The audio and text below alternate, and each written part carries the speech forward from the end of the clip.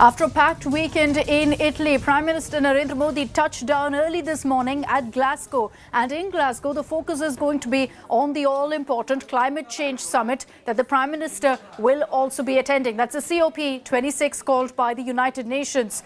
Prime Minister Modi arrived in Glasgow at 2:30 a.m. Indian Standard Time to attend the summit, which will be attended by the heads of governments of more than 120 countries. World leaders will be sitting down to discuss global warming and the 21st century's biggest challenge for mankind, climate change. Now, the COP26 Summit's agenda is to reduce the consumption of global coal resources, limit global warming to 1.5 degrees Celsius, curb increase of greenhouse gases and emissions, and also end subsidies on fossil fuels. Ahead of the climate change conference, Prime Minister Narendra Modi, on the sidelines of the G20 summit in Italy, held bilateral meetings with German Chancellor Angela Merkel, with the Spanish Prime Minister Pedro Sanchez and the Indonesian President Joko Widodo.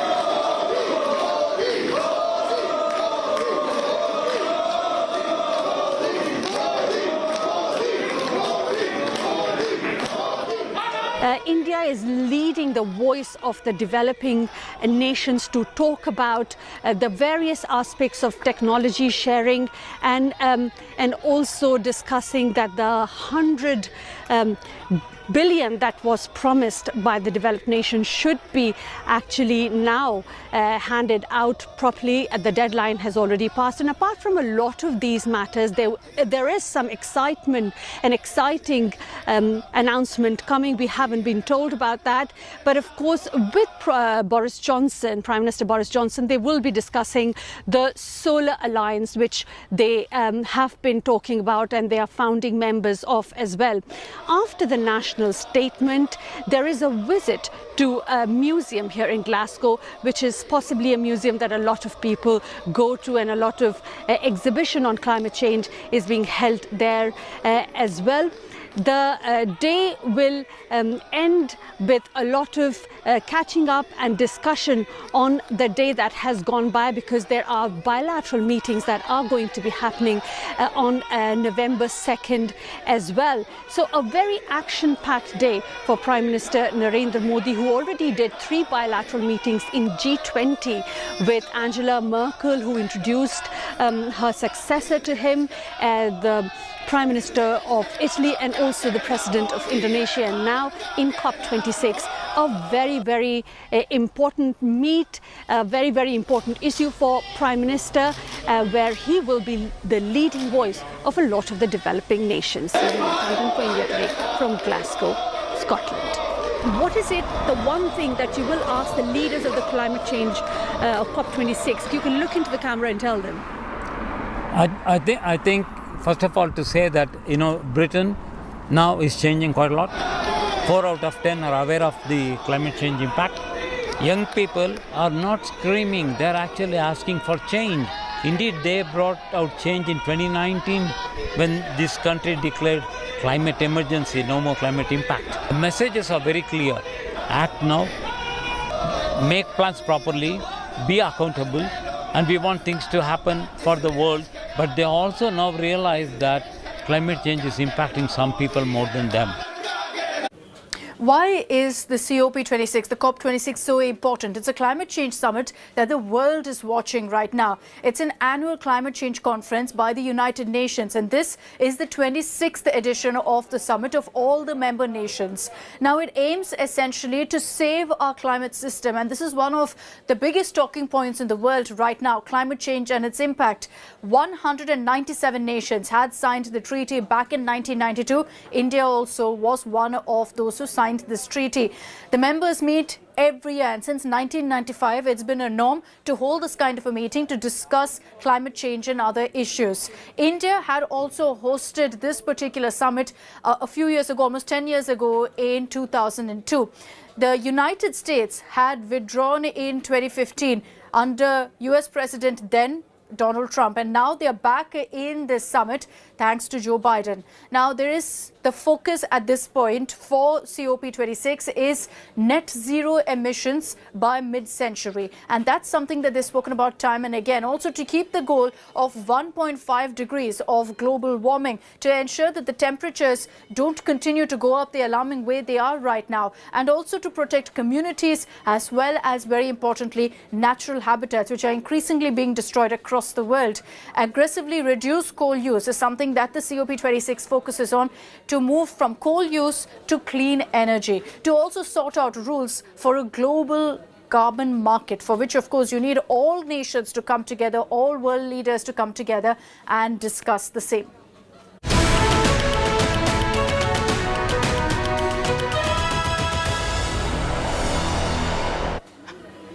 Let's also get you the highlights of the Prime Minister's visit to Italy. The big headline was, of course, the G20 summit. And on day 2, you had the Prime Minister again focusing on the need for the world to come together to battle COVID. He also held some very, very important bilateral meets with US President Joe Biden, with German Chancellor Angela Merkel and many more world leaders.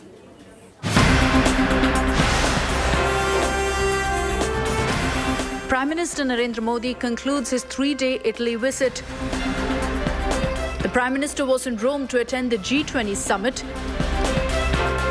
Modi's final jam-packed day in Rome on Sunday ended with a global summit on supply chain resilience hosted by US President Joe Biden.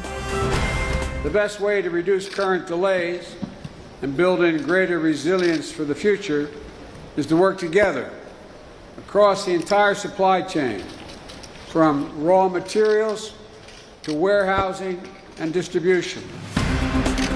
Prior to Biden's event, the Prime Minister also met his Spanish counterpart, Pedro Sanchez, for bilateral talks. And during this bilateral, Prime Minister Narendra Modi invited Spain to invest in India in areas like green hydrogen, infrastructure and defense manufacturing, amid others. Modi also met with German Chancellor Angela Merkel and Indonesian President Joko Widodo. Ahead of these power-packed meets, Prime Minister also attended the second session of the summit on climate change and environment and a third session on sustainable development. The G20 leaders visited Trevi Fountain in Rome on Sunday morning and even tossed a coin into the river. After Rome, the Prime Minister has moved to the second leg of his European visit, attending the COP26 Summit in Glasgow. Prime Minister will attend the 26th Conference of Parties to the United Nations Framework Convention on Climate Change. A very action-packed day for Prime Minister Narendra Modi, who already did 3 bilateral meetings in G20 with Angela Merkel, who introduced her successor to him, the Prime Minister of Italy and also the President of Indonesia, and now in COP26, a very, very important meet, a very, very important issue for Prime Minister, where he will be the leading voice of a lot of the developing nations. Lavina Tandon for India Today from Glasgow, Scotland.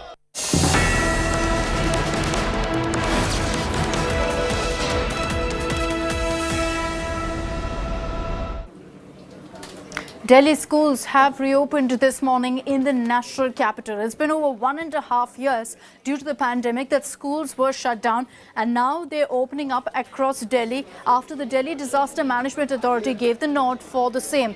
Let's take you through some of the norms that have been put in place to ensure that students can study in a safe environment. These schools will function on a 50% capacity with proper COVID safety measures. So thermal screening, staggered lunch breaks, alternate seating arrangements, all of that has been made mandatory.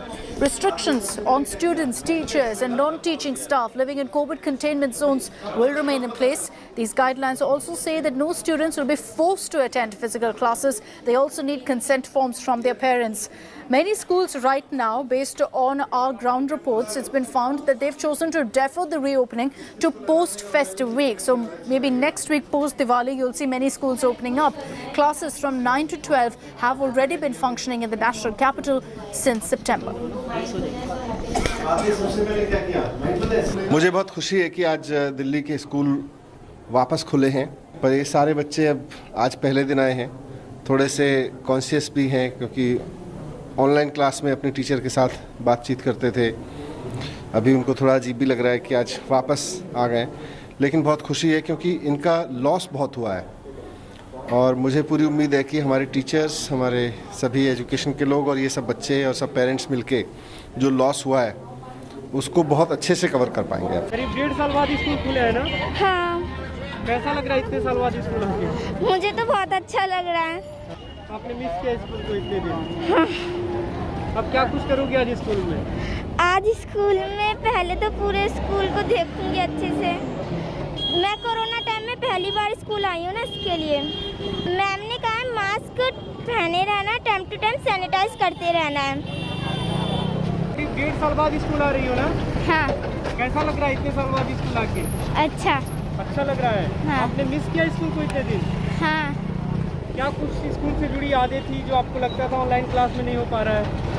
Friends, पढ़ाई करेंगे। हाँ, और खेलेंगे साथ में lunch खाएंगे। बच्चे बहुत ज़्यादा परेशान हो चुके थे घर पे, बहुत ज़्यादा एक्साइटेड है, कल से ही एक्साइटेड थे कि मम्मी मुझे स्कूल जाना है। हाँ जी। खुद को भी ऑनलाइन क्लास में शामिल होना पड़ता था?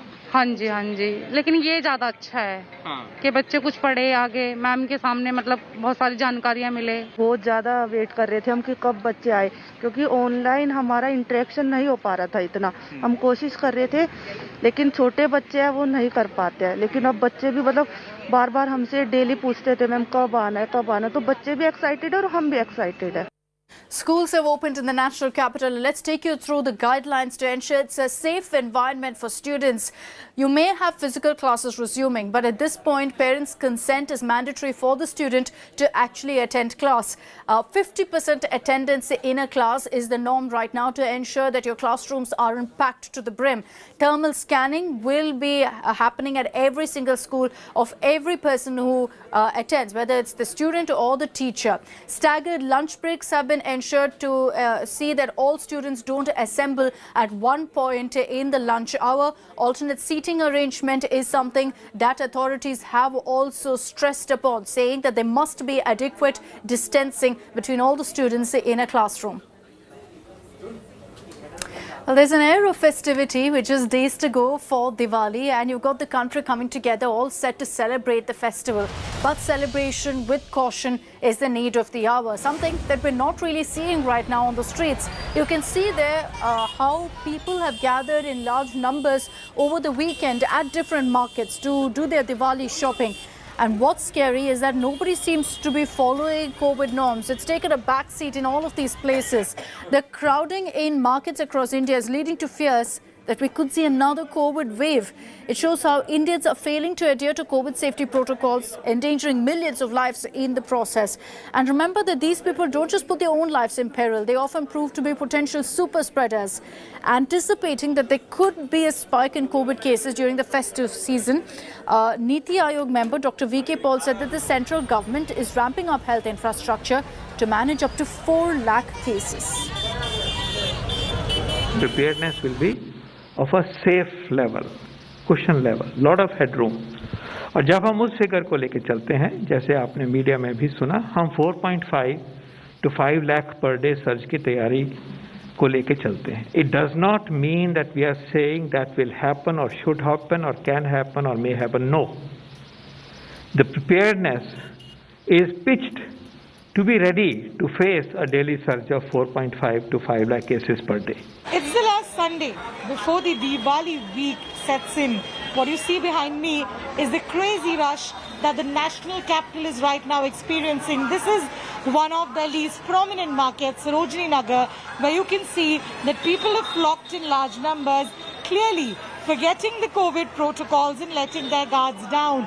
Now, it's the upcoming week which sees the festive season, and clearly that's one of the prominent reasons why people in the national capitals are flocking these markets.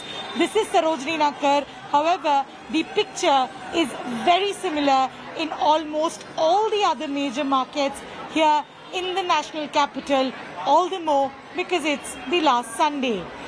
This is Shacharaji for India Today.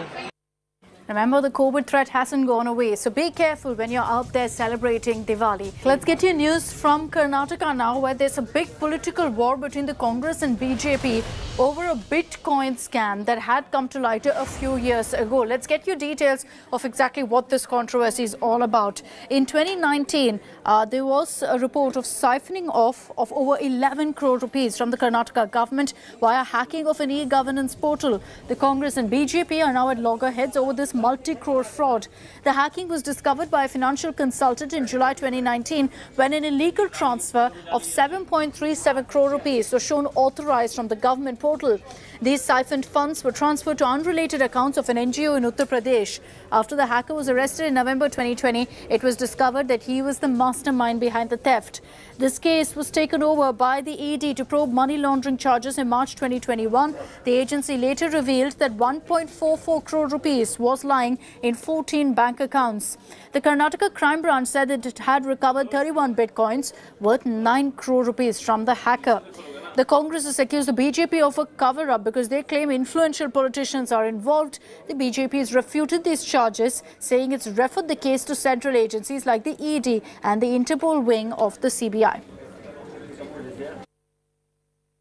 ನಮಗೆ ಮಾಹಿತಿ ಕೆಲವು ಪ್ರಭಾವಿ ವ್ಯಕ್ತಿಗಳಲ್ಲಿದ್ದಾರೆ ಅಂತ ಮಾಹಿತಿ ಇದೆ. ಅದರಿಂದ ಮುಚ್ಚಾಕ್ತಕ್ಕಂಥ ಪ್ರಯತ್ನವನ್ನು ತನಿಖಾ ಸಂಸ್ಥೆಗಳು ಮಾಡ್ತಾ ಇದ್ದಾನೆ. ಯಾರಿಗೂ ರಕ್ಷಣೆ ಕೊಡಬಾರ್ದು, ಯಾರನ್ನು ಮುಚ್ಚಾಕ್ತಕ್ಕಂಥ ಕೆಲಸ ಮಾಡಬಾರ್ದು, ತಪ್ಪಿತಸ್ಥರಿಗೆ ಶಿಕ್ಷೆ ಆಗಬೇಕು. ಯಾರೇ ತಪ್ಪಾಗಿರಲಿ, ಯಾರೇ ಪ್ರಭಾವಿ ವ್ಯಕ್ತಿ ಇರಲಿ. Officials have conducted inquiry. They have booked the case. Karnataka government has booked the case. Our BJP government has booked the case way back in 2020, and we have completed the investigation. 3 cases against him regarding hacking has been charge sheeted, and it is further referred to ED and Interpol branch of CBI because of the international nature of transaction. ನೋಡಿ, bitcoin ಬಹಳ ದೊಡ್ಡದಾಗಿ ನಡೀತಾ ಇದೆ. ದೊಡ್ಡ ಹೆಸರು ಕೇಳ್ತಾ ಇದ್ದಾರೆ. ದೊಡ್ಡ ಹೆಸರುಗಳೆಲ್ಲ ಬರ್ತಾ ಇದೆ. ನನಗೆ ಶಾಕ್ ಆಗ್ತಾ ಇದೆ. ಪೊಲೀಸ್ ಆಫೀಸರ್ಸ್ ಹೆಸರು, ರಾಜಕೀಯದ ಹೆಸರು, ಬಿಸ್ನೆಸ್ ಮ್ಯಾನ್ ಹೆಸರು, ಎಲ್ಲರ ಹೆಸರು ಬರ್ತಾ ಇದೆ. ಪ್ರಾಪರ್ ಎವಿಡೆನ್ಸ್ ಅನ್ನ ಇಟ್ಕೋಬೇಕಾಗಿದೆ. ನಾನು ಸ್ವಲ್ಪ ಈ IT BT-ಲೆಲ್ಲ ನನಗೆ ಸ್ವಲ್ಪ ಜ್ಞಾನ ಕಡಿಮೆ. ಅದಕ್ಕೆ ಬೇರೆಯವ್ರನ್ನ ನಾನು ತಗೊಳ್ಳೋದಕ್ಕೆ ಪ್ರಯತ್ನ ಮಾಡ್ತಾ ಇದ್ದೀನಿ. Let's take this across now to Nolan Pinto for the latest updates. He's joining us live from Bengaluru. Nolan, good morning. Now, this is a massive scam that's making headlines in Karnataka, one that happened, in fact, in 2019 and subsequently in 2020. Tell us really why the Congress has raked this up now to corner the Bombay government. Well, good morning, Akshita. In fact, during the campaign season for the just concluded by-election voting, the Congress, that is Siddaramaiah, initially came out stating that the present dispensation in power in Karnataka has been trying to shield politicians, ministers, and also police officials. And he says that they are trying to actually keep that person who has been accused away so that he does not open his mouth and give information. Now, after these allegations came out, the Chief Minister spoke, stating that if Siddaramaiah, if the leader of the opposition and the former Chief Minister has any names, let him come out and give. Just simply making allegations does not stand. If he has proof, let him come and state. Now, this particular individual, Shriki, has been booked for various issues: cyber fraud, money laundering. What he used to do is this: he would hack into various accounts. He would actually get that money.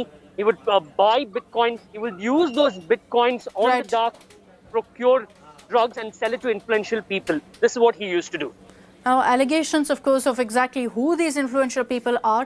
Maybe post the investigation, there will be more details. Nolan, for the moment, thank you for joining us. And that's all I have time for on this edition of the news. Thank you very much for tuning in. Have a great day and a great week ahead. And remember, for all the top headlines, you can log on to our website, indiatoday.in. Do download the India Today app as well.